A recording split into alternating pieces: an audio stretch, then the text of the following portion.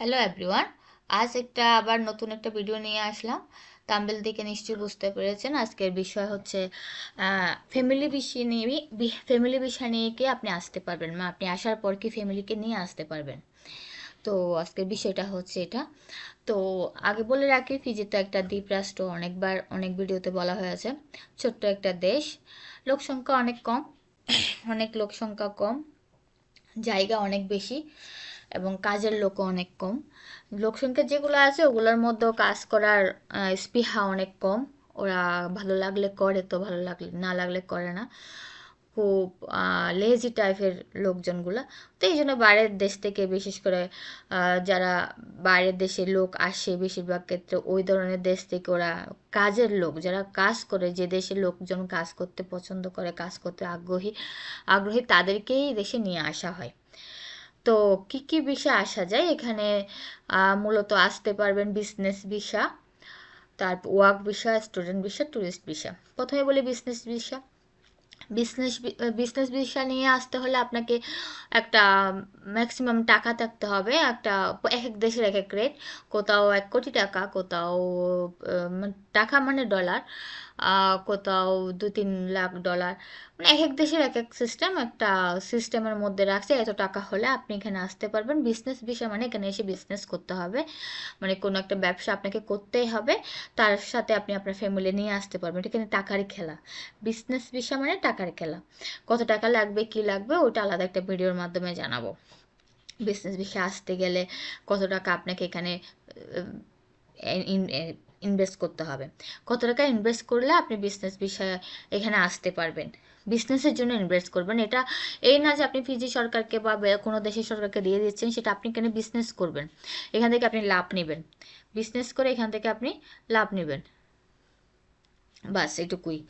Business করার পর আপনি লাভ নেবেন, আপনার লাভটুকু আপনি এই, এখানে আপনার মুনাফা বেনিফিটটা এখানে লাগাবেন। বেনিফিট বলতে আপনার ওই যে প্রফিট আছে, সব কিছু মিলে আপনি এখানে যে টাকাগুলো খরচ করবেন আপনি প্রফিটটা আপনি নেবেন, সেক্ষেত্রে আপনারই লাভ। যদি টাকা থাকে তাহলে টাকার খেলা দিয়ে খেলায় আসতে পারবেন আপনি। আর গেল স্টুডেন্ট ভিসা। স্টুডেন্ট ভিসাতে তাও একটা টাকার ব্যাপার স্যাপার আছে। আপনার ফ্যামিলি যদি টাকা যোগান দিতে পারে আপনাকে, আপনি অবশ্যই স্টুডেন্ট ভিসা নিয়ে এখানে চলে আসতে পারবেন। এখানে স্টুডেন্ট ভিসা নিয়ে অনেক দেশ থেকে আসে।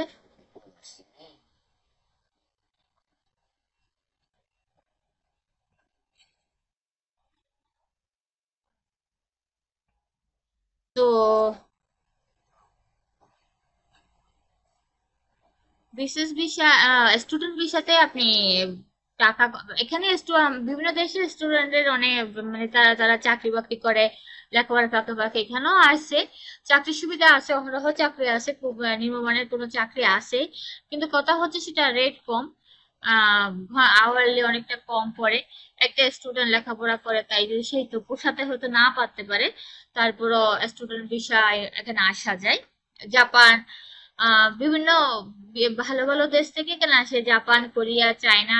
তারা এখানে যেহেতু ইংলিশ মিডিয়াম, ইংলিশ শেখার জন্য ওরা কিন্তু অনেকে এখানে চলে আসে। আমি অনেক দেখি এখানে রাস্তাঘাটে যারা স্টুডেন্টরাই চলে আসে, কারণ স্টুডেন্ট বিষয় এখানে ওই, যেহেতু এখানে ইংলিশ কান্ট্রিটা, বইয়ের ভাষা হচ্ছে ইংলিশ, এখানে সবকিছু ইংলিশ, যার কারণে স্টুডেন্ট ভিসা বিভিন্ন দেশ থেকে, যেমন কোরিয়া, জাপান, চীন, এই দেশগুলো থেকে বেশি লোকজন এখানে আসে তারা ইংলিশে দক্ষ হওয়ার জন্য।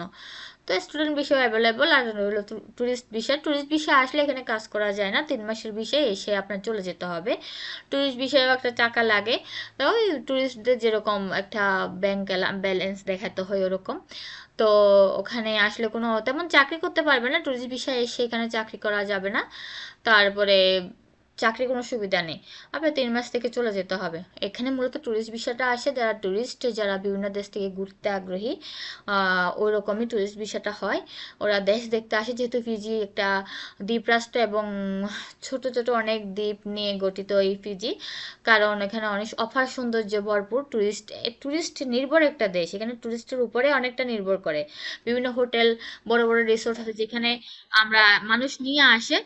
তো বড় বড় রিসোর্টসে, হোটেলে এখানে অহরহ কারণ টুরিস্টের উপরে এই দেশটা নির্ভর করে বেশিরভাগ অংশে। এখানে রপ্তানিযোগ্য জিনিস কম, আমদানি বেশি, এই জন্য টুরিস্টের উপর নির্ভরশীল এই দেশ।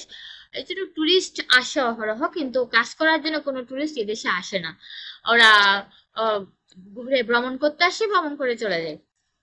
আর এখন হচ্ছে ওয়ার্ক ভিসা। ওয়ার্ক ভিসাতে আপনি কিভাবে নিজে আসবেন? ফ্যামিলি তো পরে, আপনি আসবেন কিভাবে? আপনাকে আসতে হবে হচ্ছে কোনো ওয়ার্ক ভিসাতে আপনাকে আসতে হবে কোনো এজেন্টের মাধ্যমে। কোনো এজেন্ট আপনাকে নিয়ে আসবে। কোনো কোম্পানি, যখন যেমন ধরেন আপনি যদি কোনো হাতের কাজ জানেন, এসিপিএস, ইলেকট্রিশিয়ানের কাজ, ইলেকট্রিকের কাজ, বিভিন্ন ধরনের মোটর মেকানিক, গাড়ির কাজ, বা আপনি কোনো অন্য কোনো গায়ে খেটে অনেক কাজ আছে যেগুলাতে আপনি আসতে পারেন। এই ধরনের কাজ নিয়ে, বিষয় নিয়ে আপনি আসতে পারেন। কোনো এজেন্টের মাধ্যমে আপনার আসতে হবে ফার্স্ট। তো এজেন্টের মাধ্যমে আপনাকে ফার্স্টলি আসতে হবে। আপনি তো একটা এজেন্টকে অনেক টাকা দিয়ে আসেন, 4-5 লাখ টাকা দিয়ে এখানে আসতে হবে। তো তো আপনি প্রথমে আসবেন।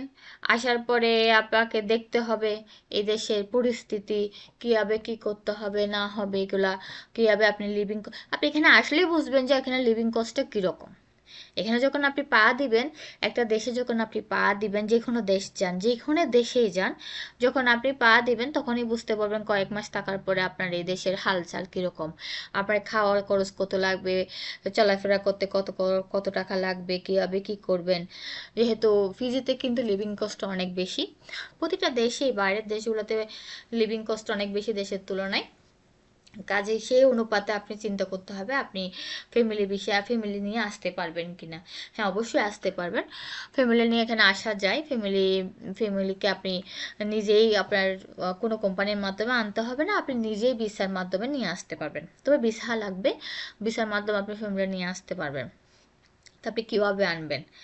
তো আপনাকে আগে বলে রাখি, আপনি যখন আসবেন একটা কোম্পানি আপনাকে নিয়ে আসবে, সেই ক্ষেত্রে আপনার বাংলাদেশি এজেন্টকে দিতে হবে 4-5 লাখ।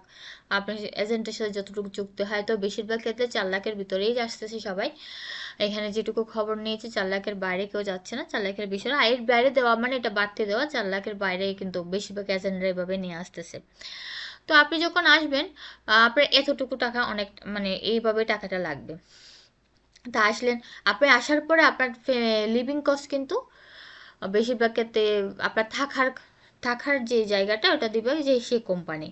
এই সিস্টেম অনুযায়ী আপনি যেভাবে কোথায় থাকবেন, কি করবেন, কি খাবেন, এগুলো কোম্পানি অ্যারেঞ্জ করে দেবে। খাওয়াটা হয়তো আপনার পরে, কিন্তু আপনার ইলেকট্রিসিটি বিল, আপনার থাকা, আপনার ঘোরাফেরা, আপনার মেডিসিন খরচ, এগুলো কিন্তু কোম্পানি বেয়ার করে।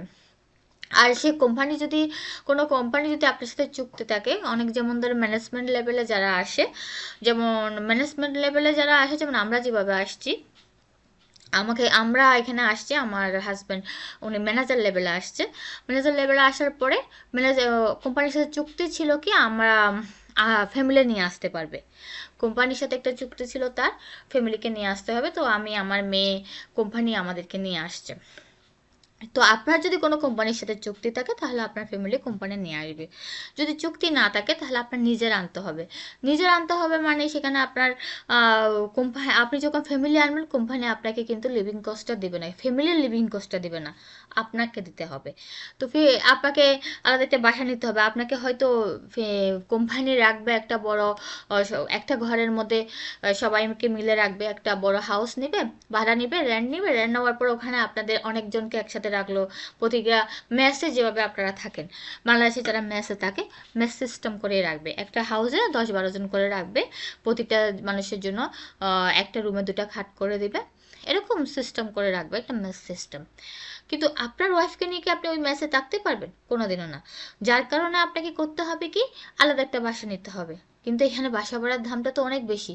আপনাকে ফ্যামিলি আনার আগে চিন্তা করতে হবে আপনি সেই লিভিং কস্টটা ব্যয় করতে পারতেছেন কিনা, অতটুকু ইনকাম আছে কিনা আপনার। যদি এত থেকে ইনকাম থেকে আপনার বাচ্চা এবং বউ বউ বাচ্চা যারা আছে তাদেরকে নিয়ে আসতে পারবেন, সেক্ষেত্রে আপনার আনার খরচটা অনেক কম। যেমন আপনি আসছেন 4 লাখ টাকা দিয়ে, কিন্তু আপনার ওয়াইফকে যেমন ধরো পাসপোর্ট করা, পুলিশ ক্লিয়ারেন্সে বাংলাদেশে, তারপরে এখানে ভিসা খরচ পড়বে প্রায় 500 থেকে 600 ডলারের মতো, ফিজি ডলারে। এখানে কোনো ইউএস ডলার নয়, ফিজি ডলারে পড়বে। সেই ক্ষেত্রে বাংলাদেশি টাকায় হচ্ছে ধরেন সব কিছু মিলে 1000 ডলার, ধরেন 50,000 টাকা। আমি বেশি করেই বলছি, আরও কমও লাগতে পারে, কম বেশির মধ্যে থাকবে। ধরুন সর্বোচ্চ হচ্ছে 50,000 টাকায় আপনি ভিসা পেয়ে যাবেন। আর হচ্ছে প্লেন ভাড়া সব কিছু মিলে 1,00,000 1,50,000 টাকার মধ্যে আপনি আপনার ওয়াইফকে নিয়ে আসতে পারবেন। বাচ্চার খরচটা যদি বাচ্চা আনেন, বাচ্চাকে ওভাবে নিয়ে আসতে পারবেন, 1,50,000 টাকা বাচ্চার জন্য, একটা থাকলে দুটো থাকলে এরকম আপনি এভাবে নিয়ে আসতে পারবেন। আপনি 4 লাখ টাকা দিয়ে যেটা আসছেন একাই, আপনি 3 জন নিয়ে আসতে পারবেন ওই 4 লাখ টাকা দিয়ে। আপনি নিজে ভিসা করে নিয়ে আসতে পারবেন এখানে।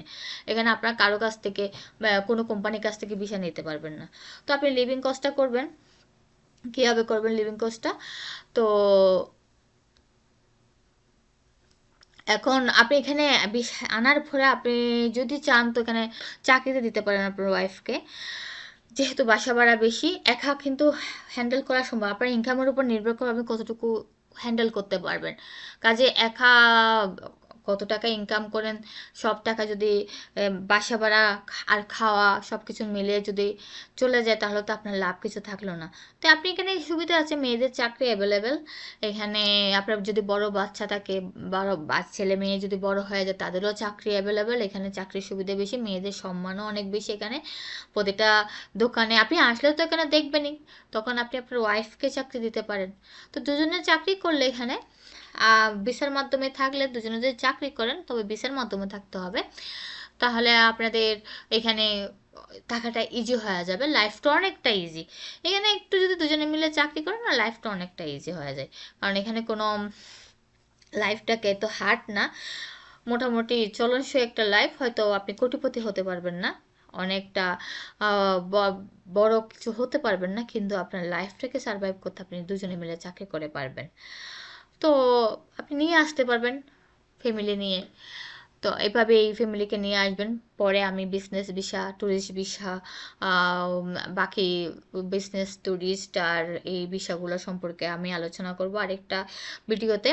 এগুলোরও অনেকে জানতে চেয়েছেন, আর এটাও তো অনেকের প্রশ্নের আনসার আছে। এটা ফ্যামিলি ভিসা নিয়ে আসতে পারবে কিনা বেশ কয়েকজনে কোয়েশ্চেন করেছেন, জিজ্ঞেস করেছেন। তাদের আনসার দেওয়ার জন্য আমার এই ছোট্ট ভিডিও করা। আর ছোট ভিডিও করতে করতে সব কিছু ডিটেলসে বলতে বলতে আসলে বড় হয়ে যায়। যদি আপনাদের বেশি বড় হয়ে গেলে কি কি আর করব, কথা বলতে গেলে আসলে অনেক কথা চলে আসে, একটার সাথে একটা লিঙ্ক হয়ে যায়, যার কারণে ভিডিও একটু বড় হয়ে যায়। একটু দেখে শুনে নেবেন আর কি। যাই হোক, আজকে এই পর্যন্ত। নেক্সট একটা ভিডিও নিয়ে আবার আসছি। ভালো লাগলে শেয়ার করে দিবেন, একটা লাইক করে দিবেন আর সাবস্ক্রাইব করে দিবেন চ্যানেলকে।